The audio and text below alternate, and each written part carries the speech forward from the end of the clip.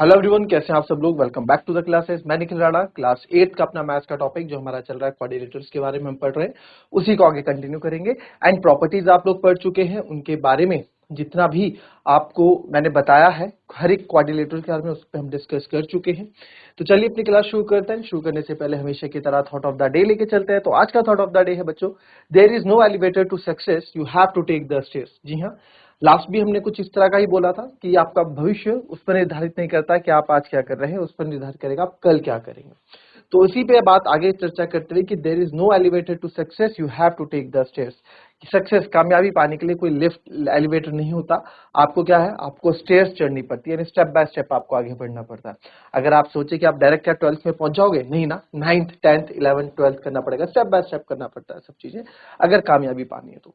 आपको चाहे कुछ भी करना, देखो आप चाहते हो मैं कि बहुत अच्छा एथलीट बन जाऊं, बहुत अच्छा क्रिकेटर बन जाऊं, है ना। बहुत कम बच्चे होते हैं जो भी सोचेंगे कि मैं एक आईएएस ऑफिसर बन जाऊं। बट आपके गोल के हिसाब से अगर मैं बताऊं, 8th क्लास में आप हो तो यार आप अच्छे अगर फील्डर, आप अच्छे प्लेयर बनोगे तो अच्छे प्लेयर की क्या क्या क्वालिटीज होती है। फिट होना चाहिए, आप रेस में अच्छे होने चाहिए, आपकी डाइट अच्छी होनी चाहिए, आप सुबह जल्दी उठो 4-5 बजे, उसके बाद अपने ग्राउंड जाओ। उठते हो, बहुत कम होंगे जो उठते होंगे, है ना। तो हर एक चीज का स्टेप, हर एक चीज का प्रोसेस होता है। कोई डायरेक्ट रास्ता नहीं है, एलिवेटर नहीं है, लिफ्ट नहीं है कि आपको सीधे कामयाबी के लिए पहुंचा देगी। ठीक है, चलिए फिलहाल हम बात करते हैं अपने क्वेश्चंस में। तो क्वेश्चंस यार अगर आप देखें ना, पाइथागोरस थ्योरम, हाँ मैंने लास्ट पाइथागोरस थ्योरम बताया था आपको कि इस क्वेश्चन को हम पाइथागोरस थ्योरम की मदद से हमने यहाँ बता दिया कि ये क्या है, पैरामीटर ऑफ रेक्टेंगल भी हमने बता दिया और एरिया ऑफ रेक्टेंगल। अब हमने यहाँ पे पैरामीटर भी कर दिया था और एरिया ऑफ रेक्टेंगल भी बता दिया था, और किसका यूज किया था, पाइथागोरस थ्योरम का यूज किया था। ठीक है, ये चीज आपको आनी चाहिए बात समझ में। चलिए नेक्स्ट, क्योंकि आपको सब चीजें पढ़ा दी है क्वाड्रिलेटरल्स वगैरह, तो उसी पे बेस क्वेश्चन देखेंगे। क्वेश्चन है,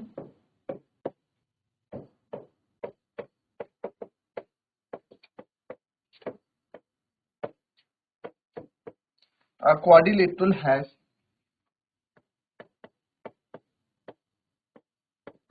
three acute angles,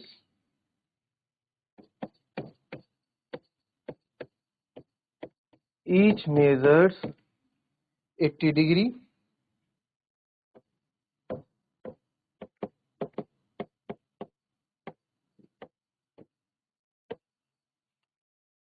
What is the measure of the fourth angle? ठीक है, बहुत इजी क्वेश्चन है। बहुत जिसने हर एक चीज को अच्छे से पढ़ा होगा, हर एक चीज को अच्छे से रिवाइज किया होगा, वो अच्छे से कर लेगा। क्या बोला है क्वेश्चन में, क्वेश्चन में उन्होंने ये बोला है कि क्वाड्रिलेटरल है, एक चतुर्भुज है। वो चतुर्भुज कुछ भी हो सकता है, वो चतुर्भुज कुछ भी हो सकता है, कोई भी हो सकता है। तो मान लो ये हमारा एक चतुर्भुज है जी, ठीक है, हमने एक चतुर्भुज ले लिया चारों भुजाओं वाला, और बोला कि उसके 3 एक्यूट एंगल्स हैं। एक्यूट एंगल्स कौन से होते हैं, जो आपके लेस देन 90 डिग्री होते हैं, उनको एक्यूट एंगल बोलते हैं। और हर एक मेजर 80 डिग्री का है, तो ये भी 80 डिग्री हो गया जी, ये भी 80 डिग्री हो गया जी, और ये भी 80 डिग्री हो गया जी। ऐसा ही बोल रहा है। तो ये बोल रहा है कि what is the measure of fourth angle, यानी जो आपका चौथा एंगल है, इसका मेजर बताओ कि ये कितने का, इसका क्या होगा, इसका आपको मेजर बताना है। ठीक है, तो ये ए हो गया, ये बी हो गया, ये सी हो गया, और ये डी हो गया, राइट। अब इसमें आपको बोला कि भाई चौथा एंगल बताओ, फोर्थ एंगल क्या है, यानी ये वाला एंगल हमें बताना। ठीक है, तो कैसे करेंगे इस क्वेश्चन को, भाई आपको पता होना चाहिए, हमने पता है कि कोई भी क्वाड्रिलेटरल हो, चाहे वो स्क्वायर हो, चाहे वो रेक्टेंगल हो, चाहे रोम्बस हो, चाहे पैरेललोग्राम हो, चाहे काइट हो, चाहे कोई सी भी फोर साइडेड फिगर हो, तो यार फोर साइडेड फिगर्स के यानी क्वाड्रिलेटरल्स के एंगल्स का सम 360 डिग्री होता है। ठीक है, तो वी नो दैट, हमें पता है the sum of the angles of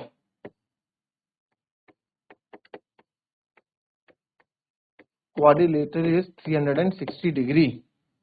So therefore angle A, angle B, angle C plus angle D मिलके 360 डिग्री बनाते हैं। सर एंगल ए भी मेरा 80 है, एंगल बी भी मेरा 80 है, एंगल सी निकालना है, एंगल डी भी 80 है, 360 डिग्री। अच्छा यहाँ पे ABCD गलत, अगर आप बोलेंगे सर चौथा एंगल सी कैसे हो गया, अरे चौथा एंगल सी ऐसे हो गया, मैंने ए यहाँ से ले लिया मानव भुवो, तो ए यहाँ से ले लो। ये तो काफी बच्चे दिमाग लगाते हैं ना, चौथा एंगल तो डी होना चाहिए, आप सी बोल रहे हैं, दो लो ABCD, अब हो गया चौथा एंगल डी। अब तो नहीं किसी को कोई दिक्कत। अब एंगल CBSC हो गया, एंगल डी आपको चौथा निकालना है, ठीक है। तो सर 80 80 80 हो गया 240 plus angle D is equal to 360।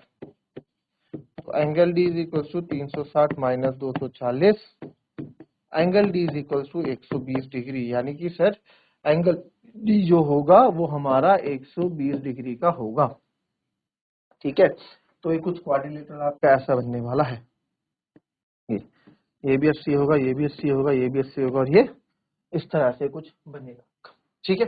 ये 80 नहीं होगा, ये आपका 120 होगा। क्लियर, आई बात समझ में? चल इसको लिखिए, फिर हम बात आगे करते हैं।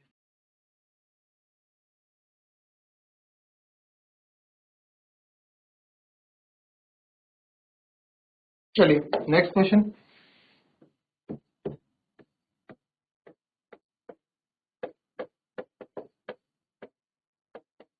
In a quadrilateral ABCD, angle D is equal to 150 degree and angle A is equals to angle B is equals to angle C.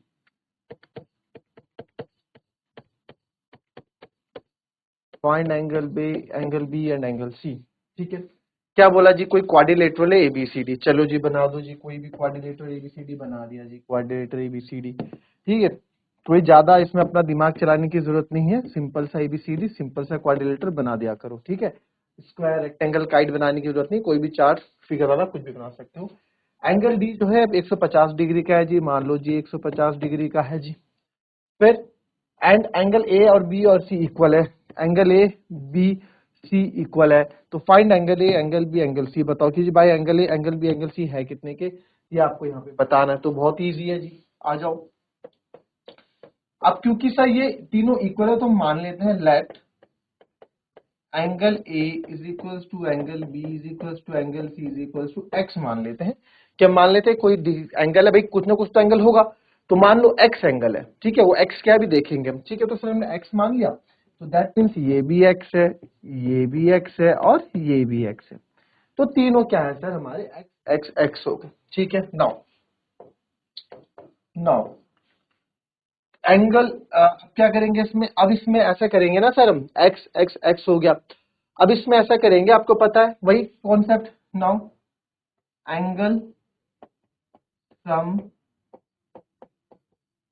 Property of quadrilateral, तो जो मैंने by angle sum property of and तो therefore now तो therefore by angle sum property of triangle, बच्चों मैंने क्या लिखा था इससे पहले, we know that the sum of the angles of the quadrilateral is 360। किसी भी क्वाड्रिलेटरल, किसी भी चतुर्भुज के तीनों चारों कोणों का योग 360 डिग्री होता है, इसी को हम बोलते हैं प्रॉपर्टी ऑफ। इसको इतना बड़ा ना लिख के मैं ये भी लिख सकता हूं, therefore by the angle sum property of quadrilateral, ठीक है। किसी भी चतुर्भुज के जो कोण के योग का गुणधर्म है प्रॉपर्टी, उसके अकॉर्डिंग हम क्या करेंगे कि angle A plus angle B equal to 360 degree. Angle A x है सर, एंगल बी भी एक्स है, एंगल सी भी एक्स है, एंगल डी तो 150 डिग्री है, ठीक है जी। तो ये हो गया एक्स एक्स एक्स 3x, और हमें एक्स की वैल्यू चाहिए 360, 150 उधर जाएगा जी, ये आ गया। फिर ये आएगा जी इधर 150 150 300, ये आ जाएगा 210 डिग्री जी, माइनस करोगे तो x बराबर आ जाएगा सर 210 बटे 3, 3 साइन 21 और 0, x इक्वल्स टू हो जाएगा 70 डिग्री, x इक्वल्स टू हो जाएगा 70 डिग्री, x कितना हो जाएगा 70 डिग्री हो जाएगा। तो सर x आपका 70 डिग्री हो गया, तो ये कितना है सर 70 डिग्री, ये भी आ गया 70 डिग्री, ये भी आ गया 70 डिग्री। आप इन चारों को प्लस करोगे तो आपको मिल जाएगा 360 डिग्री। ठीक है, चलिए कॉपी करेंगे इसको भी।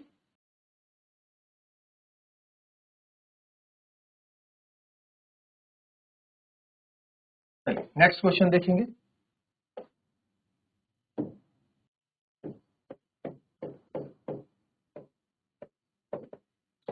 The angles of the quadrilaterals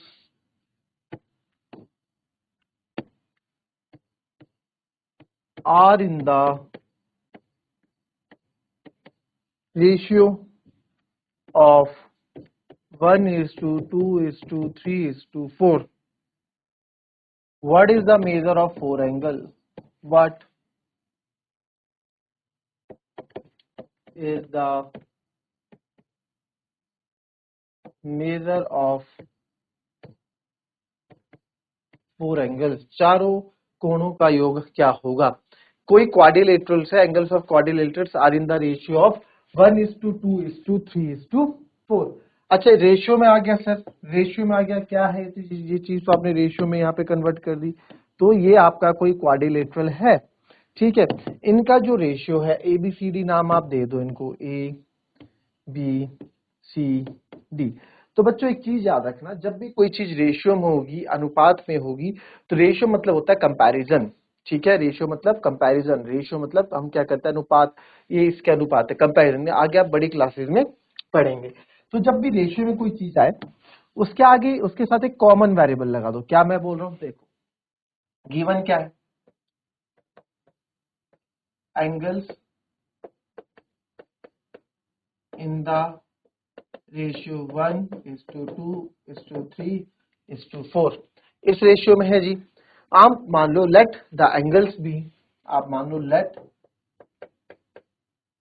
the angles be, X X से एक कॉमन वेरिएबल ले लो, X Y Z A B C कुछ भी ले लो, ठीक है, उससे मल्टीप्लाई कर दो। तो मान लो एक्स, रेशियो हट जाएगा 2x 3x 4x, सब क्या आ गया एक्सेस, और रेशियो का साइन यहाँ पे हट गया।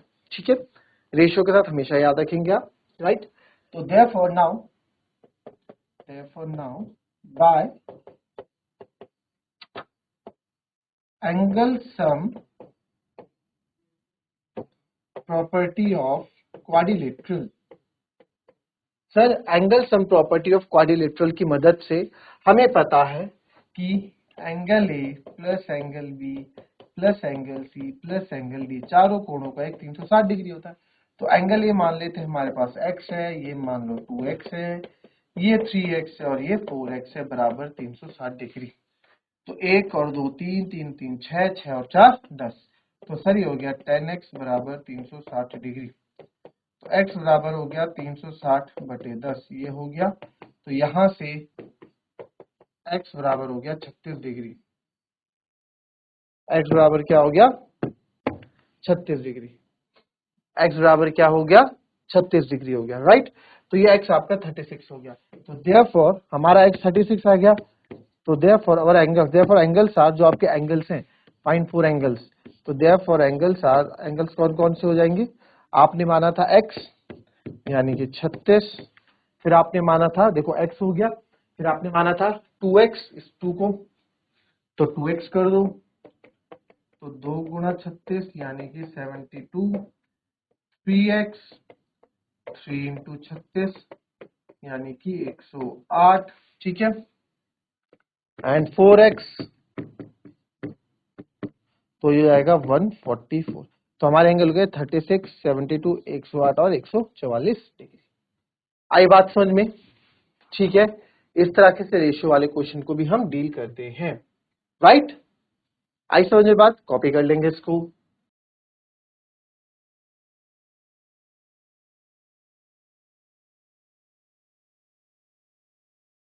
चलिए now next question,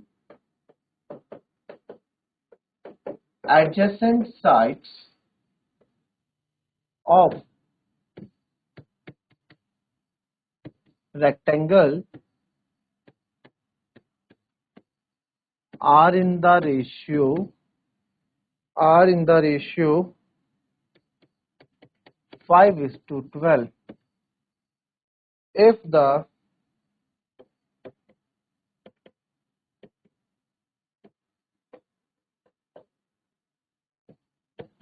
perimeter of rectangle is 34 centimeter, find its area। चलो अभी थोड़ी देर पहले आपको रेशियो का कॉन्सेप्ट मैंने समझाया, उसी पे बेस आपको एक क्वेश्चन भी आ गया। क्या बोला जी, आओ देखते हैं। सर इन्होंने बोला कि ये आपके पास कोई रेक्टेंगल है, इसकी जो एडजेसेंट साइड्स हैं are in the ratio 5:12। Adjacent sides का मतलब क्या होता है, अगल बगल, अड़ोसी पड़ोसी, ठीक है। If the perimeter of rectangle is 34 centimetre, तो आइए जो जो गिवन है उसके बारे में यहाँ पे लिख लेते हैं। तो लिख लेते हैं, लेट द साइड्स भी, जो आपकी रेक्टेंगल के एडजेसेंट साइड्स भी 5x एंड 12x। क्या क्या सर, रेशियो आया, आपने रेशियो हटाया, कॉमन वेरिएबल लगाया, क्योंकि सर जब कभी भी क्वेश्चन में रेशियो आएगा हम रेशियो हटा के एक्स एक्स उसमें लगा देंगे, आपको समझाया। तो मान लो सर ये हो गई 5x और ये हो गई 12x। अब आपको निकालना है एरिया। एरिया निकालने के लिए चाहिए लेंथ इंटू ब्रेथ। अब लेंथ इंटू ब्रेथ चाहिए सर, तो लेंथ इंटू ब्रेथ के लिए आपको लेंथ भी पता होनी चाहिए, ब्रेथ भी पता होनी चाहिए। कैसे करेंगे सर, तो आइए देखिए, लेट द साइड भी 5x इंटू एक्स हो गया, और क्या गिवन है हमें, पेरीमीटर ऑफ रेक्टेंगल। मैंने आपको वही बोला, perimeter of rectangle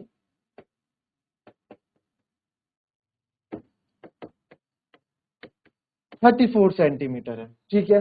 perimeter of rectangle आपको बोला, तो पेरीमीटर ऑफ रेक्टेंगल के लिए आप बात करूं मैं आपसे, तो पेरीमीटर ऑफ रेक्टेंगल आपको दिया है नहीं, आपको इंग्रेडिएंट दे रखे हैं क्वेश्चन में। मैंने आपको बताया था इंग्रेडिएंट्स, इनका यूज कैसे करना है जी। सर रेक्टेंगल के पेरीमीटर का यूज कैसे करेंगे, सर देखो पेरीमीटर का फॉर्मूला होता है 2 ब्रैकेट में l प्लस बी, यही होता है जी। तो सर पेरीमीटर आपको दे रखा है, p की जगह p लिखो 2, लेंथ आपकी हो गई 12x और ये हो गया आपका 5x, राइट राइट सर।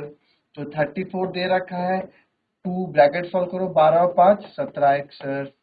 इसको सॉल्व करो, 2 इंटू 17x कितना हो जाएगा सर, तो आप इसको वैसे ही मल्टीप्लाई करोगे तो 17 2 34x हो जाएगा। आपको तो x की वैल्यू चाहिए, तो x को अकेला रखो यहाँ पे, 34 मल्टीप्लाई में डिवाइड में आएगा, 34 से 34 गया 1, यानी सर x की वैल्यू क्या आ गई, 1। x की वैल्यू क्या आ गई, 1। ठीक है जी, x की वैल्यू क्या आ गई, 1 आ गई, राइट ओके। x की वैल्यू 1 आ गई, x की वैल्यू 1 आ गई, ठीक। तो देयरफॉर x की वैल्यू नहीं, तो